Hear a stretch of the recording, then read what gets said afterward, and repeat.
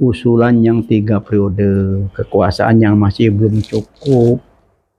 Jadi kepengen 3 periode itu sekarang sudah dibongkar oleh tokoh-tokoh PDIP bahwa ini ada usulan dari Pak Lurah. Dan bangunnya kembali PDIP ini dan Mega sebagai masinisnya, maka perlu ada semacam statement dan mengarahkan kepada wakil-wakilnya di DPR untuk mulai mengumpulkan suara untuk melakukan hak interpelasi. Tidak babak belur dia memelihara partainya puluhan tahun dan tumbuh berkembang, dibenturkan dengan pamannya, dibenturkan dengan ini, Namun sekarang kita lihat most of the Nahdien atau NU sudah mendukung Gus Imin dan mendukung Amin dalam hal ini.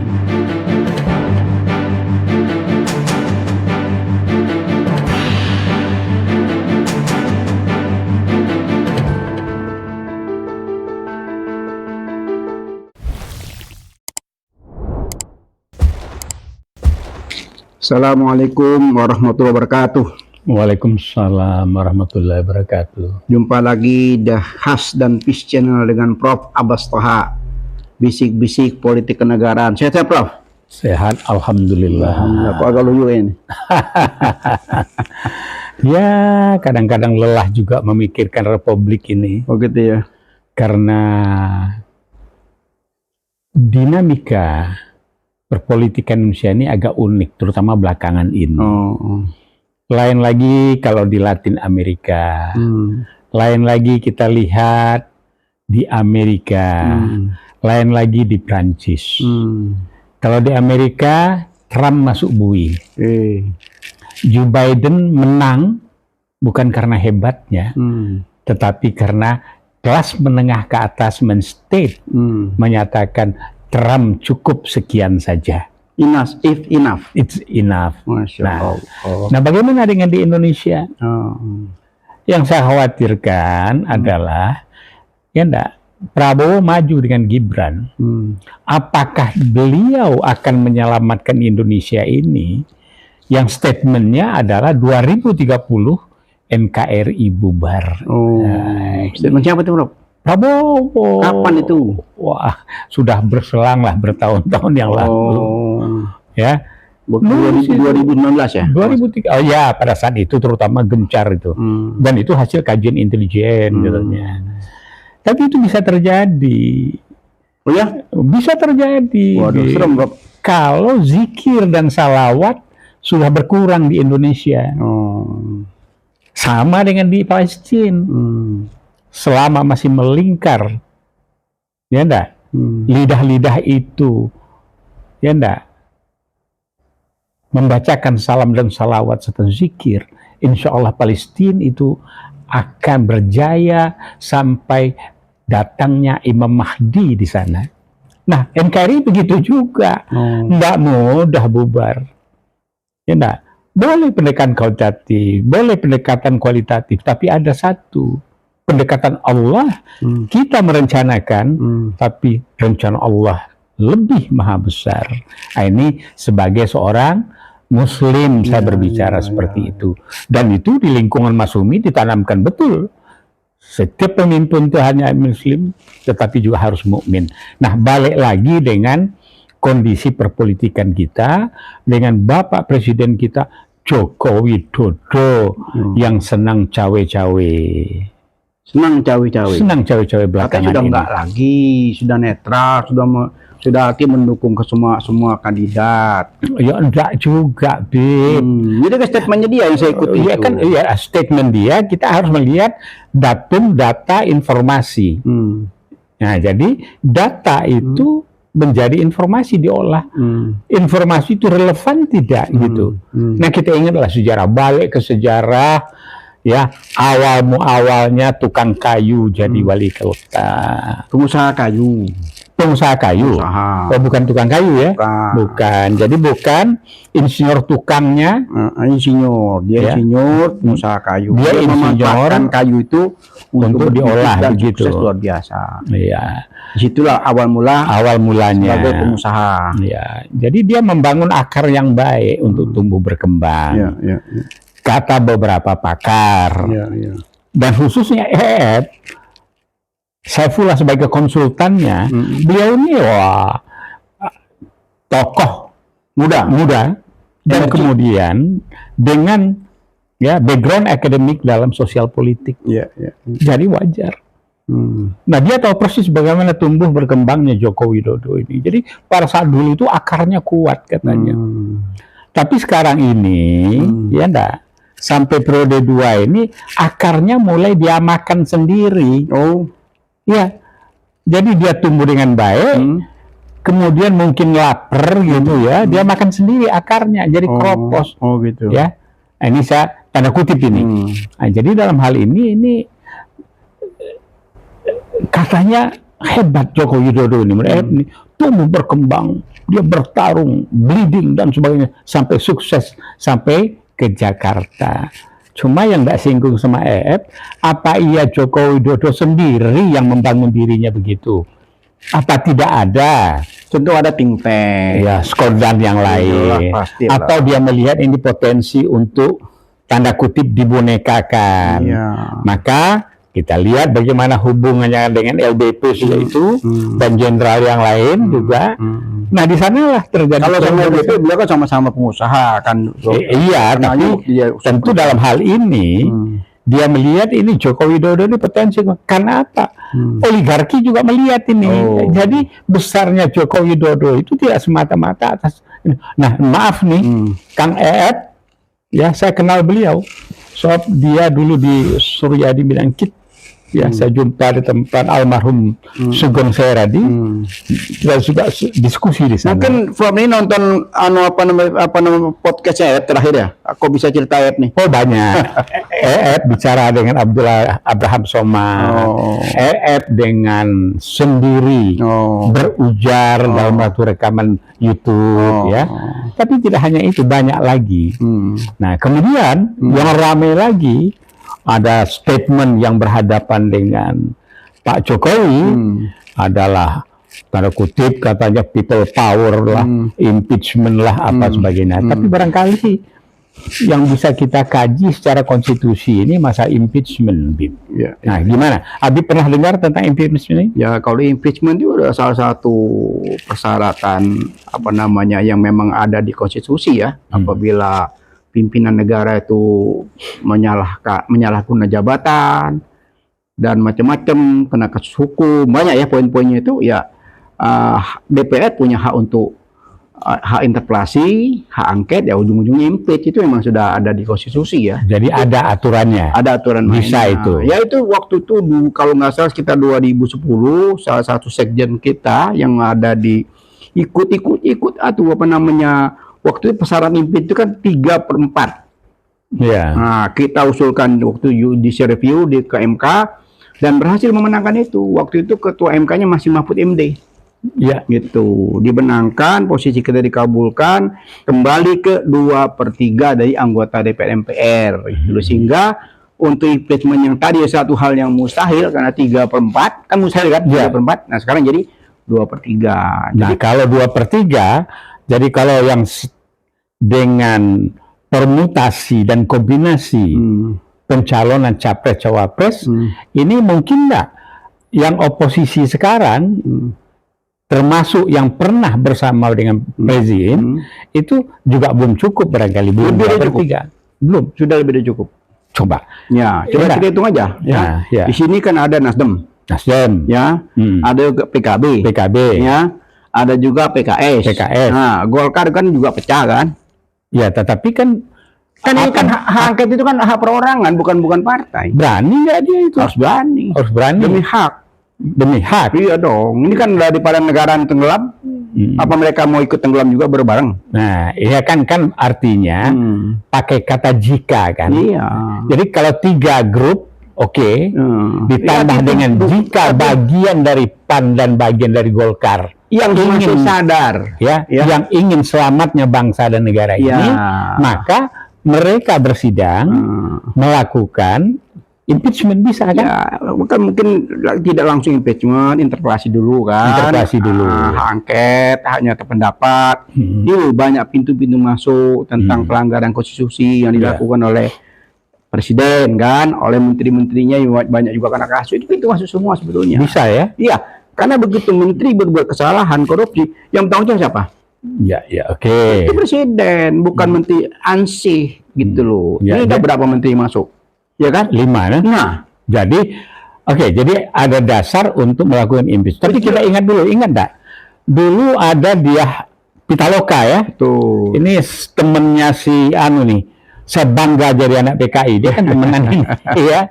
Dia Nah, jadi Pitaloka. gitu, waktu itu Prof, waktu baru-baru presiden terpilih 2014, ya saya juga bagian dari situ ya. Iya. Kita buka aja bahwa kita juga sebagai tim sukses ya. Nah itu mulai kritis tuh, begitu ada penyalahgunaan tuh udah kritis tuh PDI. Ya, jadi kritis. PDI pernah kritis. Iya, langsung mengajukan hak interpelasi tentang kebijakan presiden. Ya. Nah, saya udah senang, alhamdulillah nih bagus gitu. Tapi tiba-tiba hilang ditelan bumi. ya sampai sekarang tenggelam ya. Padahal kita senang juga Iya, kita lihat si orang ya. ya kan dokter kan, luar biasa. Tadi seniman, artis kan, tiba-tiba masuk ke dunia politik, langsung dapat titel luar biasa dokter dan memang ahli politik. Tiba-tiba sampai sekarang saya juga suka melihat kemana nih ada tokoh muda kok nggak pernah suara yang tidak terdengar sampai hari ini. Oke, nah kita balik lagi ke laptop nih soal impeachment. Nah, kira-kira Ya ini kita semata-mata masalah impeachment dok. Ini Prof, kita ini bagaimana berbangsa dan bernegara. Ini kalau negara dalam posisi yang mau tenggelam ya, apakah kita mau ikut tenggelam juga? ya enggak lah. Jadi kita kan bagian dari gerbong itu. Iya, ya. itu yang perlu Cuma bisik-bisikkan. kita tidak bagian dari gerbong kereta cepat. Ya, yang sudah beroperasi, yang krunya banyak dari Tiongkok. Enggak masuk itu. Enggak, ya. Ini adalah gerbong ya untuk penyelamatan bangsa Dan NKRI ini. Nah, kita di dalam. Betul. Karena kita di dalam, kita harus tahu nih goyangnya gerbong ini gimana ini. Setidaknya kita menyumbangkan pemikiran, ide-ide, mengingatkan elit-elit politik bahwa bangsa ini tidak baik-baik saja. Oke, ya. DPR, MPR, ayo coba introspeksi diri, ya kan? Karena banyak sekali problem di negeri ini, terutama minggu-minggu terakhir ini, yang begitu dahsyatnya, mulai dari MK, KPK, tambah lagi lain-lain lagi ini, harusnya ya mereka itu sekarang lagi reses ya. Ya, ini juga perlu didengar. Ya, mereka ke bawah itu dengar apa yang ada di publik di bawah ini, ada maksud dengar dan dibawa ke DPR MPR. Tapi apakah memang ya malapetaka bubarnya NKRI ini bisa terjadi karena ulahnya Bapak Presiden Joko Widodo? Saya setengah nggak percaya itu, Bib.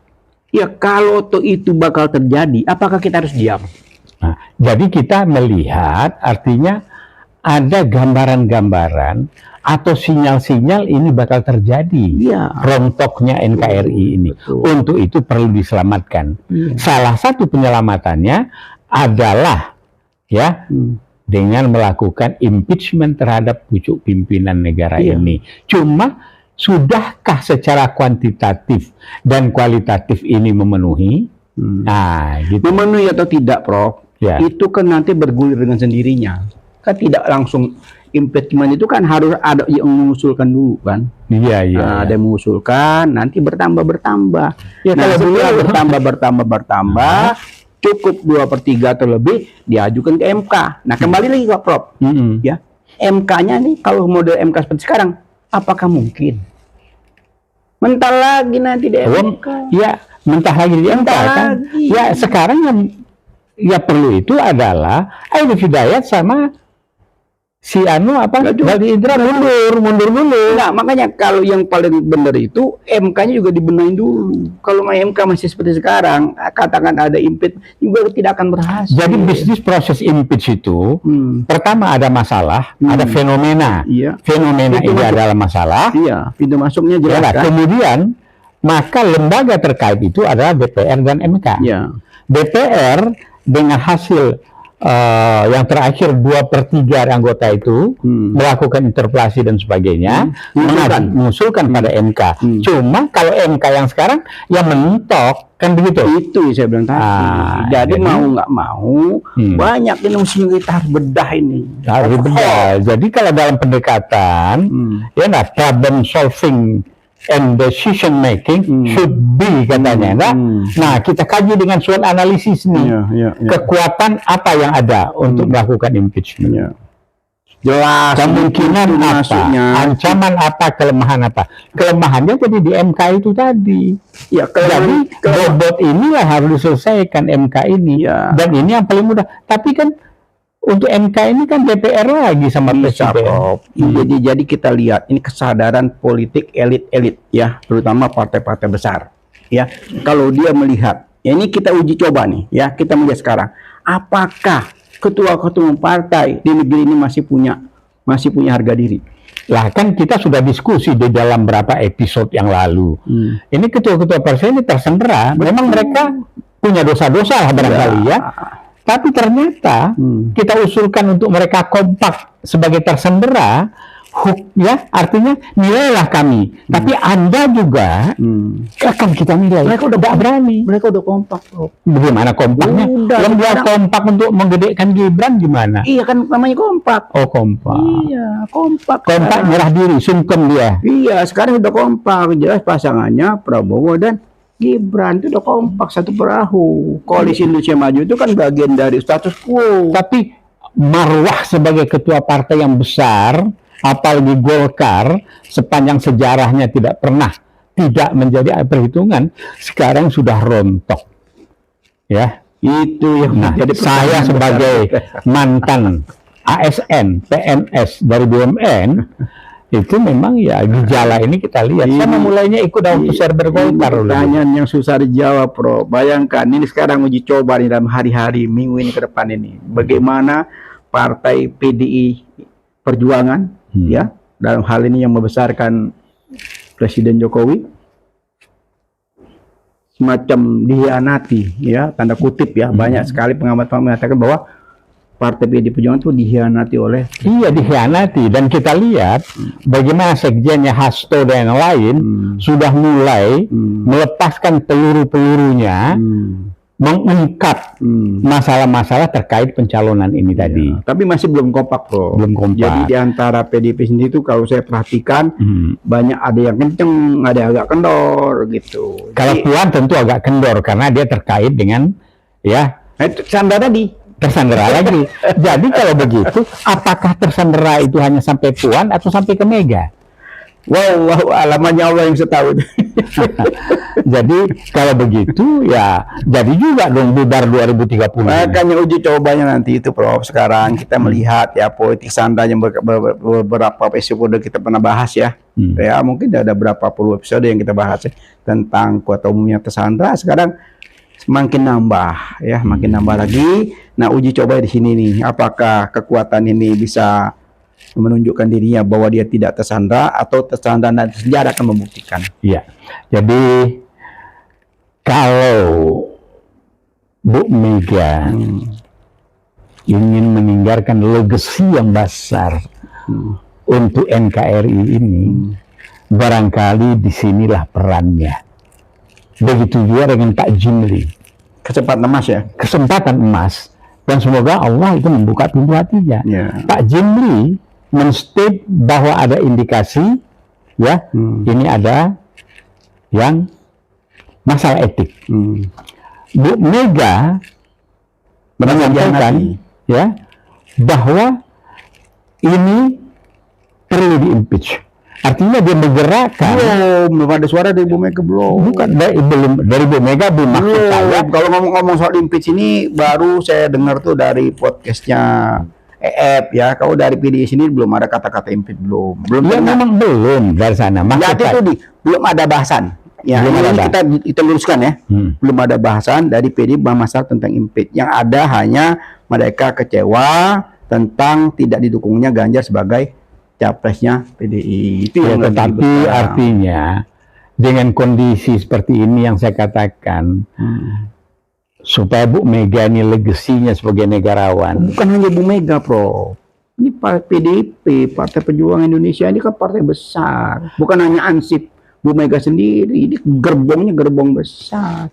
Ya, tapi Nggak kalau main-main. gerbong besarnya tidak melihat ini adalah momentum untuk bangkit dan bangunnya kembali PDIP ini, dan Bu Mega sebagai masinisnya, maka perlu ada semacam statement dan mengarahkan kepada wakil-wakilnya di DPR untuk mulai mengumpulkan suara untuk melakukan hak interpelasi. Atau hak. Dan dengan kalau ini terjadi, maka yang tersandera itu rame-rame akan bergabung.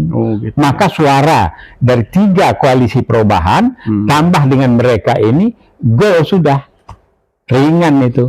Maka selamatlah NKRI ke depan ini, gitu, Bi. Memang kembali lagi ke waktu, Prof, ya. Jadi kalau udah ada pepatah bahasa Arab itu, al waktu kasayf, waktu itu bagaikan pedang. Ya. Dia bisa memotong dan bisa kita terpotong oleh waktu. Oke, satu hal, Bi, ya. Kira-kira titik lemah yang mungkin diinterpelasi, apa sebetulnya yang mendorong ini terjadi? Apa karena misalnya Bu Mega marah karena petugas partai, Bu Mega tidak suka dengan Gibran tampil, tetapi dari suatu sisi, dari satu klaim yang sudah mulai menjadi bagian dari elit politik dan elit di dalam negara ini, apa enggak kalau awalnya menurut EF Bu Iriana tidak cawe-cawe atau ikut dalam mendukung Jokowi, tapi barangkali karena menyangkut anaknya Gibran, yang seakan-akan tanda kutip terlecehkan, maka tentu dia mendorong kepada Pak Jokowi, jaga marwahmu, kamu presiden, jaga anakmu. Cuma dalam menjaga dan mendorong kebablasan. Barangkali. Disinilah titik lemah yang mungkin Pak Joko Widodo dikaitkan dengan peraturan perundangan tahun 99 dimungkinkan melanggar etik juga menurut ketentuan di MK, melanggar etik, maka disitulah Pak Jimli berani enggak menetapkan bahwa Pak Joko Widodo ini melanggar etik. Jadi ini ada kaitan-kaitan. Kalau Pak Jimli tidak ke situ, Prof. Jimli ini kaitannya dengan putusan MK, bukan presiden. Iya, jadi keputusan MK itu kan menyangkut Usman. Iya. Ya enggak?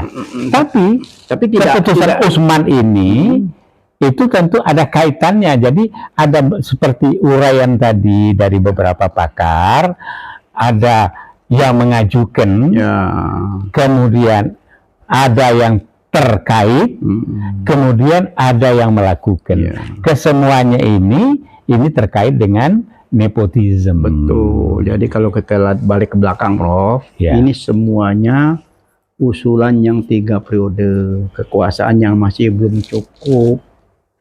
Jadi kepengen 3 periode itu sekarang sudah dibongkar oleh tokoh-tokoh PDIP bahwa ini ada usulan dari Pak Lurah katanya bahwa 3 periode itu. Jadi sekarang mereka buka sendiri app-nya. Ya juga. Tapi tanyanya sayang kenapa kok sekarang, kenapa nggak tidak kemarin-kemarin? Kan gitu kan. Kalau dari kemarin-kemarin dibuka jangan dibantah, kan jadi jelas siapa yang minta 3 periode. Jangan ini sandiwara politik ini sebetulnya kita udah tahu. Ya, tapi tidak hanya itu, yang lucu lagi seperti Pandana Baban ya Napitulu cerita. Sebetulnya dulu waktu di itu bukan Gibran calon wali kota itu. Ya, jelas. Kemudian atas permintaan maka muncullah Gibran menjadi wali kota. Jelas itu sudah. Jadi KKN-nya sudah jelas. Banyak sekali bukti-bukti, fakta-fakta sejarah ya yang menunjukkan bahwa terpilihnya wali kota, terus sekarang lolosnya lagi di MK, bisa berhasil jadi mendampingi Prabowo. Ini banyak sekali hal-hal yang menarik yang menjadi catatan sejarah mau kemana bangsa ini ke depan. Ya, ke depannya itu begini juga. Jadi gonjang-ganjing Republik ini salahnya adalah orang yang tahu yang benar dan mengerti itu diam.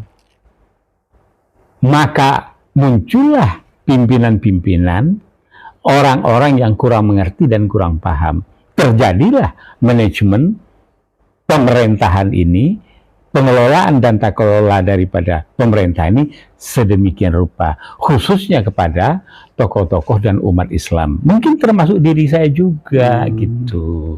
Jadi kita ini ya sebagai Muslim ya itu harus berupaya, ya enggak? Harus bersuara, bekerja, berpikir, ya. Kemudian sekarang ini apa yang bisa dilakukan? Bermainlah di media, bermainlah di konten, karena media itu adalah satu instansi yang bisa mengendalikan pikiran dan yang bisa merubah pikiran, membentuk pikiran. Nah, jadi cuma saja Dewasa ini ada kelemahannya. Ini maaf untuk koalisi perubahan ini. TV mainstream itu malah di Jawa Tengah itu Metro itu tidak muncul. Sedangkan seluruh mainstream di daerah-daerah terpelosok-pelosok itu yang totally pemilih terbanyak itu lebih banyak informasi datanya itu dari TV mainstream. Mereka dengan YouTube dengan belum familiar gitu. Jadi kalau koalisi perubahan tidak memperhatikan desa-desa terujung ini dan sudah ada analisa, ini Amin bisa kewalahan secara pendekatan matematik, maka bisa terjadi ya sesuatu yang di luar perhitungan. Betul di pusat kota, di Makassar, Sumatera Utara, di Jakarta, di Depok, Semarang, besar sekali. Ini sebagai masukan yang baik. Ya, jadi ini ya kepada tim pemenangan sadarlah, ya enggak. Jadi bahwa betul media, betul konten, betul opini, tetapi ini tidak merata sampai ke pinggiran desa-desa ini. Itu yang perlu kita perhatikan. Nah, untuk itu, nah kita sarankan kepada yang mereka cinta perubahan, bergeraklah, ya, tanpa disuruh. Sadarkanlah daerah-daerah terpencil itu. So, mereka itu yang mengenal merahnya merah, seperti Iwan Simatupang, seorang sastrawan ya, yang sudah jarang ketemu.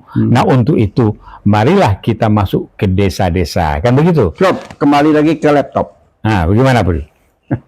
Nah, kalau laptop impeachment kan sudah tinggal menunggu yang tadi. Kita kalau sudah ngobrol tinggal ngidul. Kan ini bincang-bincang. Jadi ini seperti begini, ya. Asiknya. Biasanya kalau pejabat itu dulu diskusi tentang masalah fenomena yang ada dalam sistemnya, kemudian ada yang nyeletuk masalah golf, ya, rapatnya 3 jam, tapi membahas golfnya 2 jam. Bergeser ya, bergeser. Nah, jadi dalam hal ini kita kan juga singkat, barangkali 30 menit, 25 menit. Nggak apa-apa, ini itu kalau khas dan visioner kita tidak ada batasan waktu.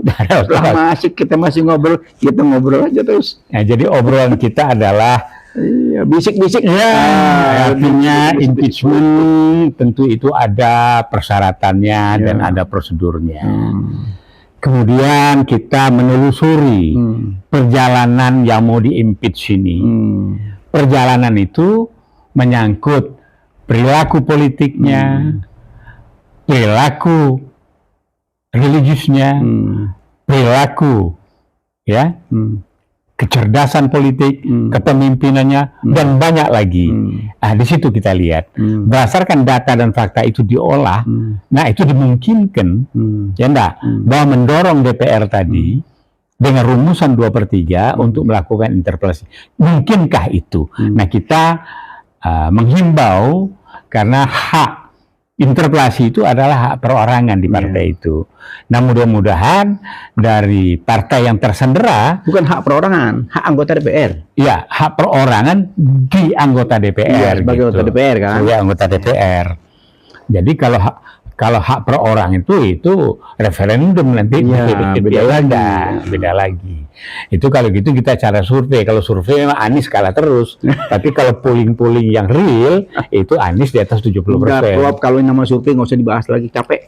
Ya, lebih bagus tadi saya juga mendengar secara spesifik ya. Apa itu survei yang dibuka oleh Wah, itu terang benderang, sangat terang benderang gitu loh. Jadi di situ dia buka apa itu survei sebenarnya, ya. Kalau pengen tahu, buka aja di YouTube Abdang Samad dengan di situ lebih detail lagi tentang survei. Nah, kalau saya yang bicara mungkin tidak mewakili ya. Tapi begitu saya bicara, dia sebagai ahlinya, dia buka apa yang sebenarnya survei yang terjadi. Dan itu salah satu cara yang paling sempurna dan baik. Karena dia buka itu, sehingga selama ini tentang survei itu, oh ini rupanya sangat detail. Dan kita sangat memberikan satu apresiasi, acungan jempol luar biasa kepada Ep dan Abraham Samad di podcastnya, membuka wacana baru bahwa ini loh yang sebetulnya survei ini terjadi, dan ini loh sebetulnya ada indikasi kuat PDIP terhianati oleh yang diberikan amanah sebagai presiden. Dan di sini ujiannya, ya. Nah, mungkin Prof bisa mengulas ya lebih detail lagi tentang PDI Perjuangan. Ini partai besar, partai yang sangat mengakar ke bawah ya, partai yang punya jelas pengalaman yang luar biasa, partai Soekarno yang begitu hebat. Dengan ujian saat ini kira-kira apa, Prof? Semacam entah imbauan, entah masukan, terhadap PDIP secara keseluruhan. Karena saya juga prihatin ya, bangsa ini kalau sampai hal-hal yang kecil berdampak besar kepada bangsa dan negara. Jadi sederhana lah barangkali. Kita minta PDIP berbenah diri. Ya. Sob Nababan sebagai tokoh senior, sebagai tokoh senior juga sudah menyampaikan isi hatinya. Sebetulnya itu adalah pesan kepada pimpinan PDIP. Marilah kita kembali, kita benahi di dalam, kita tunjukkan PDIP itu siapa. Saya menangkap begitu di dalam diskusi dan sebagainya. Nah, untuk itu kita tahu PDIP ini pertarungnya dari zaman Suryadi dulu, peristiwa di Megaria, ya. Nah, itu kita tahu bagaimana tumbuh dan bagaimana Megawati bisa memaintain ini menjadi sekian kali menjadi partai terbesar pemenang dalam ini. Nah, jadi untuk itu maka jangan lagi seperti Soekarno. Ya, terjadi sudah bagus sekali, tapi terakhir terpapar sesuatu sehingga menurun. Namun sebagai proklamatornya tetap kita hormati.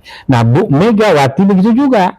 Sudah begini banyak aja. Nah, dia membangun lagi terah Soekarno ini. Kemudian membangun dan memberikan kontribusi terhadap negara ini. Dan sekaranglah ujiannya, apakah NKRI ini akan tenggelam 2030 menurut Prabowo?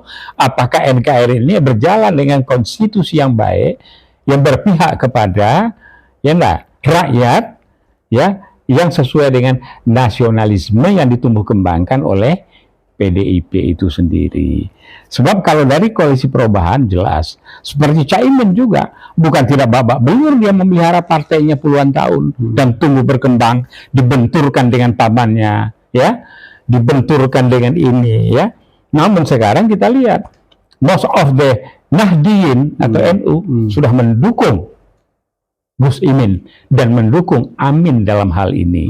Nah, jadi sudah, tinggal yang ditakutkan sekarang ini adalah masalah kecurangan. Nah, masalah kecurangan inilah Masyumi men-state dirinya sebagai lembaga, sebagai partai, walaupun belum PA4, partai, peserta, partai politik peserta pemilu belum, namun sudah mulai bergerak, itu menjalankan bimtek-bimtek untuk masalah kecurangan. Karena apa? Yang bisa mengalahkan Amin ini hanyalah kecurangan. Apalagi dengan desa-desa itu tadi digarap secara baik oleh relawan maupun oleh koalisi perubahan. Jadi, dan untuk ini paket modalnya dan ininya itu sudah bergerak di Jawa Timur, di Jakarta Raya, di Jawa Barat, dan sedikit lagi di Sumatera Barat. Insya Allah ini tim pencerahan dan biptek dari Masyumi akan bergerak terus agar pemilu ini tidak terjadi kecurangan. Prof, Ya, ini kembali ke Bu Mega. Ya, ya, saya itu punya pengalaman empiris, Prof ya, mengikuti perjalanan PDIP karena waktu itu ya saya ada kedekatan ya dengan Pak Tarjo kan? Ya, dengan saya panggilnya tokoh tua itu, sebagai saya dianggap sebagai anak angkat beliau ya.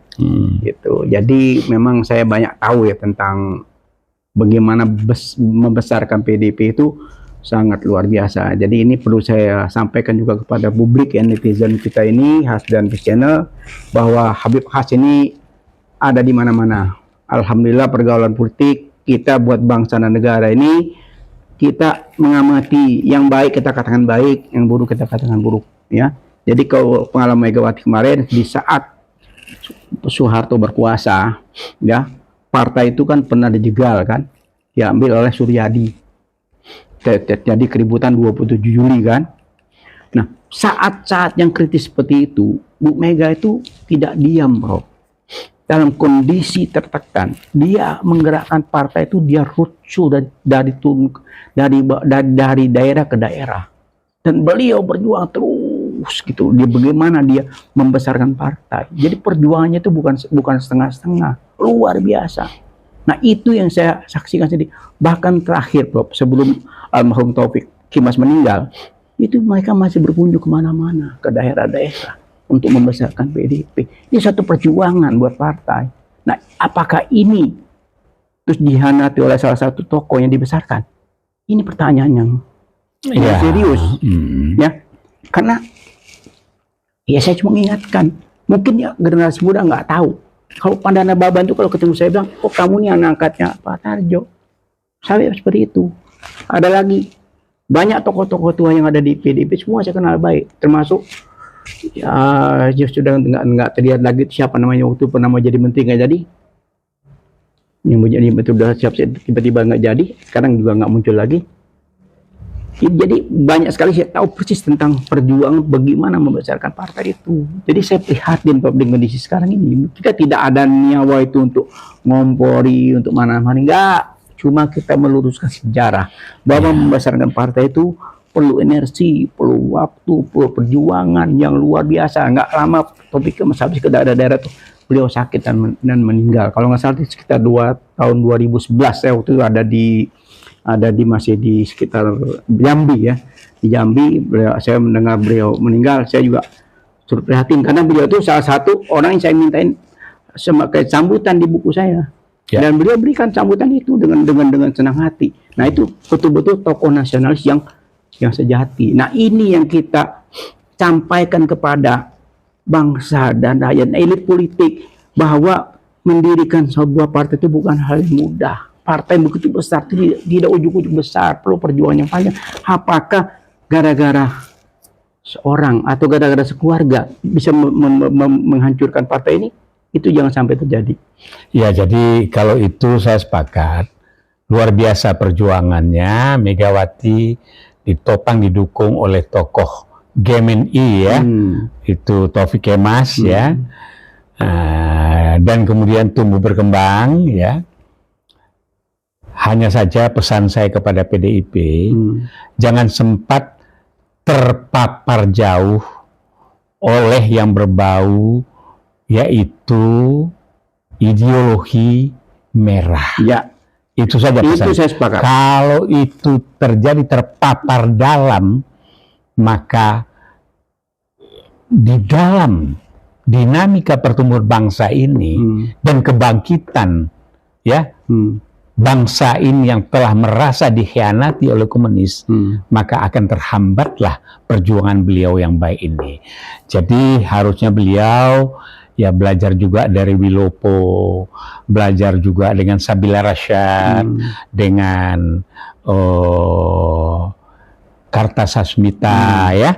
Ini tokoh-tokoh dulu yang tokoh-tokoh osa-osep. Pakailah anak keturunan mereka untuk membesarkan PDI ini.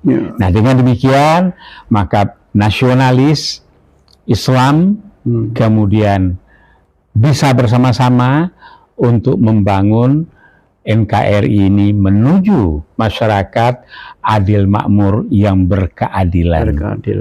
Dan wong cilik akan terselamatkan. Nah begitu, Bib. Ya. Jadi bisik-bisik politik kenegaraan kita ini tentang impeachment, tentang konstitusi, tidak ada itu lain ya. Kita ingin meluruskan hal-hal yang bengkok, hal-hal yang memang tidak patut ya. Kita sekedar mengingatkan kepada elit-elit politik, khususnya sekarang ini lagi rame-rame, supaya coba balik ke belakang, introspeksi. Betul. Ya. Apa selama ini, apa yang sudah diberikan kepada bangsa negara, apa yang diberikan kepada pimpinan partai PDIP terhadap saya sekeluarga, saya besarkan siapa, itu supaya tidak menjadi presiden buruk ya ke depan, bahwa kita ini punya elit-elit politik yang bermoral, yang berakhlak. Nggak lupa kacang dari kulitnya. Ya. Karena bangsa ini tidak akan besar apabila hal-hal seperti ini selalu terjadi. Ya, kita berharap bangsa tetap utuh, tetap kompak, hal-hal yang tadinya itu menjadi gonjang-ganjing yang luar biasa bisa diredam dengan suatu kesadaran politik bersama.